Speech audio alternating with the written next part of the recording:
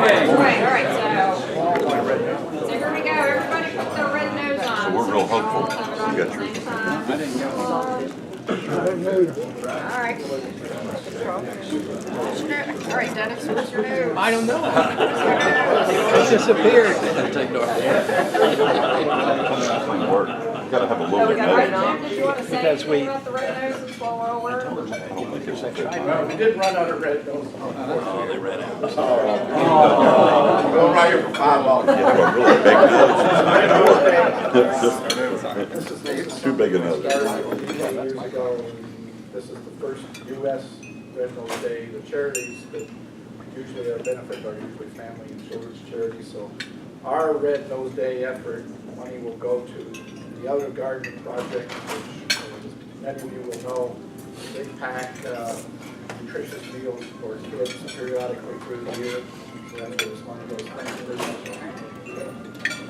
All right, so James has our invocation to pledge test. Let's bow our heads and pray. Dear God, as we gather here, we thank you for fellowship and family. We ask that you will strengthen us, restore us, and inspire us with your love. Lord, fill us with your peace so that as we journey onwards, we would pour out your love and grace to others. Please bless this food. In Jesus' name, amen. Please stand for pledge. I pledge allegiance to the flag of the United States of America and to the republic for which it stands, one nation, under God, indivisible, with liberty and justice for all. Four-way test for the things we think, say, and do. Is it the truth? Is it fair to all concerned? Will it build goodwill and better friendships? Will it be beneficial to all concerned? Any Rotary moment you'd like to share? Rotary moment, I guess this will qualify. A couple weeks ago at the dealership, I had a salesperson come up to me and ask me to appraise a car. And as we were walking out to this person's car, he said to me, she was at a Rotary function this past weekend and somebody ran into her. And so I said, hey man, she was at the district conference. So it turned out she was at the district conference. And she stood by a car also, and she also said we were very well represented.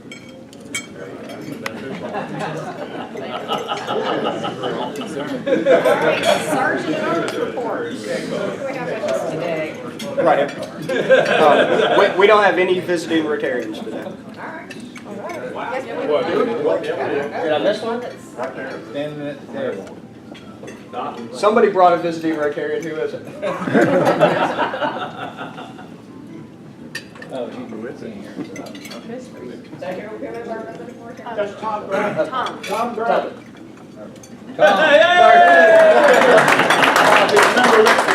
Airport. All right, welcome. What's Tom's last name? Welcome. All right, birthdays and anniversaries, the other James. So I have those today, and today is Chris Neal's anniversary. Are you aware of that, Chris? I am. Emily reminded me this morning when I woke up. Okay. Y'all have been married 4 years, I understand? Yes, sir. Congratulations to you. Thank you. And one of my best friends, Cooper Trotter, and Betty. Cooper and Betty celebrate 28 years on Saturday. So congratulations to them. No member anniversaries, no birthdays for that. No birthdays. All right, so announcements. So Steve, you want to talk about Camp Carefree? Sure. All right, well, I will just say, first of all, thank you to everybody that came out over the weekend and on Monday. And anybody else came out Tuesday night or yesterday, I'm not sure. But anyways, thank you though for everybody that really has helped. Obviously this project, for those of you that were able to be there, you all know that it was a much bigger project than I anticipated. I can put a little bit of blame on Dale as well. He was with me, but mostly I take responsibility for it. We anticipated going down, painting the interior of all 3 cabins. And when we got there and got going, we were pretty excited in the morning. And about 10:30 or so, we quickly realized we're not going to get all 3 done. And so don't start on the 3rd cabin. So we kept going. About 1 o'clock, we looked and we said, we're going to be lucky to get done with cabin 1. So let's not start on cabin 2. By the end of the day, on Saturday, we still had quite a bit of work left to do. Several of us went over again on Monday, got a little bit more. Amber and I went over yesterday, and she was a trooper. She went over like all morning from 8:30 till about 2:30, and I got there about 1:30 and stayed till about 5:15. We got everything painted for the most part. A couple little touch-up things that we can do later. We're cleaning up now. There are still a couple ladders there. I'm not sure who they belong to. A couple of them are theirs, but I think someone brought a couple ladders. We still have all the supplies there. So if you have anything that you need, like special tarps or anything like that, Dale, or things like that, definitely you want to get back over there and get it. They are bringing the cleaning crew out today. I got most of the furniture put back together yesterday in place on one side, but they're going to get pretty much everything else. So again, a huge thank you to everybody. It was a big task this year, and I know everybody worked extremely hard. So we get more than one cabin then? So we got 1 cabin, both sides. Oh. One cabin, both sides. Question, whose idea was it to paint the floor in that? I want to know that because I was on my hands and knees yesterday scrubbing all afternoon. So for those who didn't make it out there, they went from this really dark paint, and they were convinced by the paint people that the bare paint with primer would, cover it in one coat and would end up like About the three. color of that Paul Harris Society. Or the one behind you, Steve. Yeah. I think that we painted it that color. We several did. years We ago. originally painted that color. That's right. And they chose what's called butter cookie, which Paul is probably pretty close to your tie. Stand up and show me your tie. So that's probably pretty close to the color. Bobby, But like your that was a huge. I like your quality control statement about the military. He said they must have been operating under the assumption that if it moves, salute it. If it doesn't, paint it. That's pretty much accurate.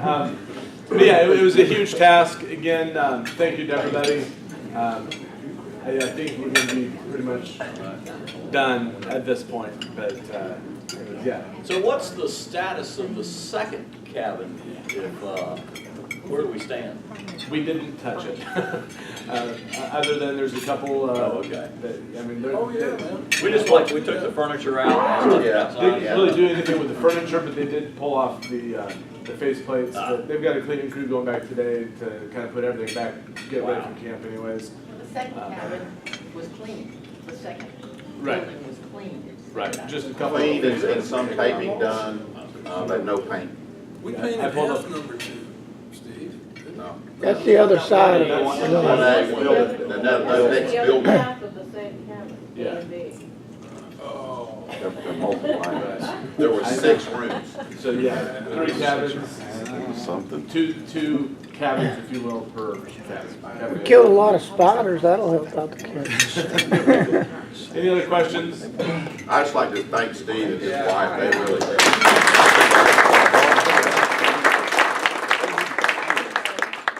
I'm sorry, I signed up to do Saturday and then I ended up having to go up to Virginia for something, and it ended up being fortuitous because I thought I had poison ivy, and then Saturday morning they turned into these bullseye things all over my body. And so I'm like, I've never seen that before. I've never had that. So I went to the doctor and was diagnosed with Lyme's disease. So treatment. So hopefully they caught it early enough. But That's a happy dollar.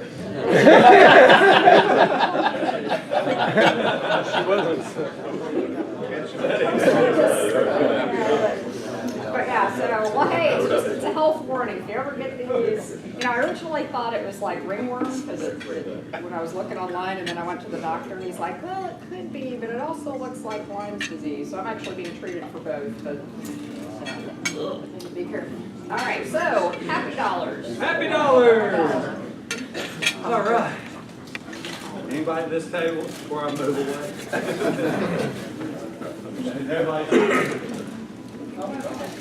You happy, Tony? Bill, I don't know, you saw the, Erica's not here, right? No. You saw the Rotary Youth Leadership Program? I was very pleasantly surprised. I nominated one nice young lady, Kathleen Long, a good friend of ours, Rhoda, a good friend of ours, and I saw she was nominated by me, and she was elected by us. Yep. She got on behalf of Catherine, thank you, Basic Rotary.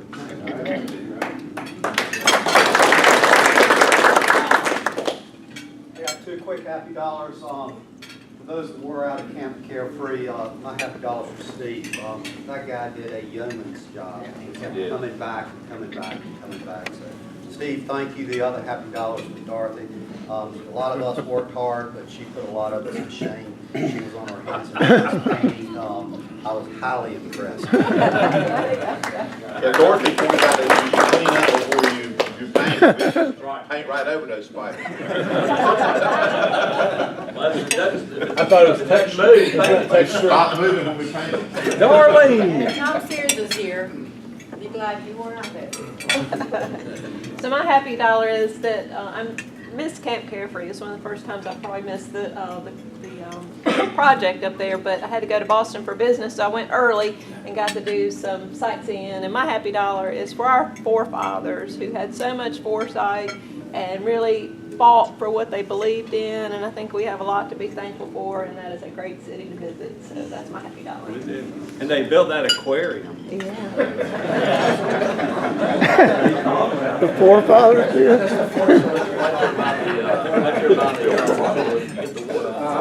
My happy dollar was kind of a related one. Some weeks back, the IRC had a what they call dignity event. They were going to be their annual fundraiser. And a bunch of folks were there from New Bridge Bank. Gave IRC a very generous donation, and most importantly, committed to have half a dozen folks, most of which were there, provide on-site financial counseling to homeless folks who were getting IDs, getting bank accounts, getting jobs. So big round of applause for doing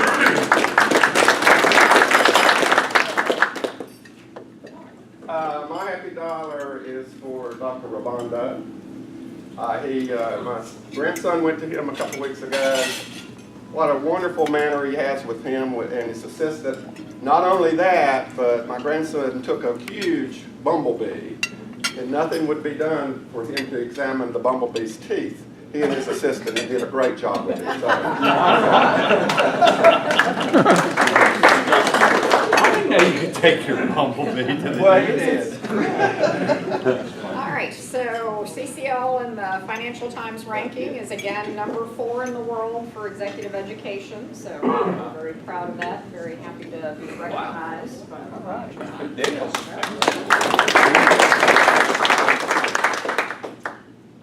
Chip. We officially graduated Glenn III from Guilford College. He didn't quite make with honors. He missed it by 2/2 of a point, but still a smart kid. If anybody needs anything from a president on down, I'm looking for a job. Physics and business. Physics and business. Well, I'm thinking he may have to start at the middle and work his way down from there. My daughter my daughter Grace is home this summer, as I mentioned last week. And if any of you have pets that need walking or sitting, she's one of the jobs she's going to do this summer is to dog walk and pet sit. She's a certified therapy dog handler, so she has a lot of experience with dogs. I may send an email around just in case anyone's interested. Thanks. Another happy dollar. My dog Jesse's had us up 2 nights in a row. One time we thought it was bad hip, the other time storms. Can he just move in over at your house at night? He can join our floor. Wow. I missed Camp Carefree this weekend. I had a previous commitment to play the member guest at our club, and it was kind of an afterthought deal, but we ended up doing really well. We kind of lapped the field 15 shots in our flight, and got to shoot out and lost them next to the last. Well, we played really well. We brother-in-law, ham and egg, really well, and shot 151 over 45 holes. So it was a good weekend.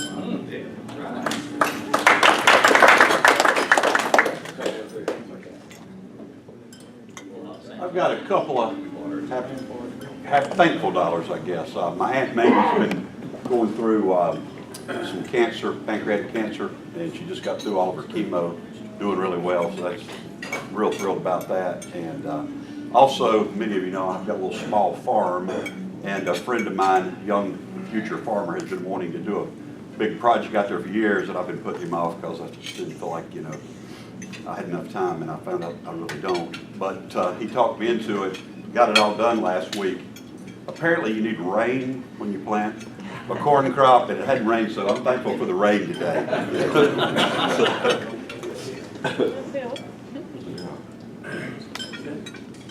Well, Grandpappy, you know, he's not big on all this social media stuff, but he said he always felt like you ought to combine YouTube, Twitter, and Facebook. This is Grandpappy Kennedy had a lot to do with this too, but YouTube, Twitter, and Facebook into one thing and just call it You Twit Face.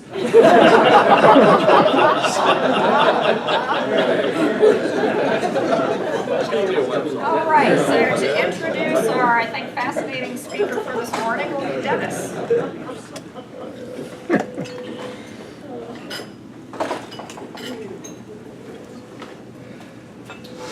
This is a real pleasure because I've known George for some years.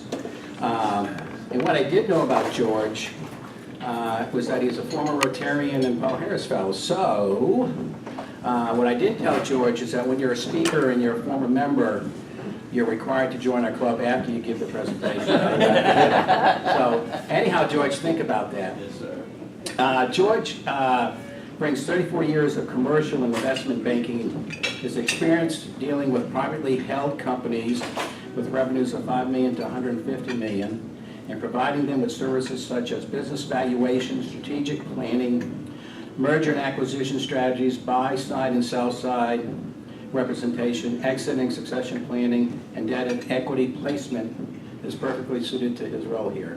That's a plentiful. Since 1981, he has successfully executed several hundred transactions, including troubled debt restructuring, mergers, acquisitions, leveraged buyouts, high growth financing, fixed asset acquisitions, and management buyouts. George earned his BDA in Finance and Economics from the University of Southern Mississippi and has attended several professional bank and private industry schools and is certified business exit consultant. George has a better half, Anita Bachmann, and truly she is the better half. Even though George is a good guy, Anita is really neat. Has 3 sons. I give you George Bachmann. Thank you so much for having me. It brings back great memories. I was a member of the Guilford Club, and because of travel commitments and starting a business, I could no longer participate and contribute to attendance and felt I was probably going to be a liability, but I have enjoyed my years as a Rotarian, and it's a great organization, and thank you for having me today. I wanted to share some things with you about not so much what I do, but what's going on in the business world, and what's going on namely with privately held businesses. And as you can see from the title of the presentation, baby boomers are playing a big role in the economy. You think about the demographics of baby boomers and what's going on in the world of Social Security, Medicare, Medicaid, and some of the challenges that we're going to face from a budgetary standpoint with our aging population. But that demographic also fits into private industry, and that's what we're going to talk about a little bit today. Few statistics. Baby boomers, definition of a baby boomer is anyone born from January of 1946 to January of 1964. So I can tell from the demographics of our room that many of us are baby boomers. I happen to be one myself. There are 15 million privately owned businesses in the United States today. Of those 15 million, 9 million are owned by baby boomers. So now you can begin to get a little feel for what's going on in private industry. We estimate that we're going to see an unprecedented transfer of wealth over the next 10 years in our economy. Conservatively, that estimate is $5 trillion. I think it's probably closer to 8 to 10 trillion. The interesting statistic with regard to baby boomers is that as private business owners, there's not a lot of planning going into what's what they're going to do with this humongous asset.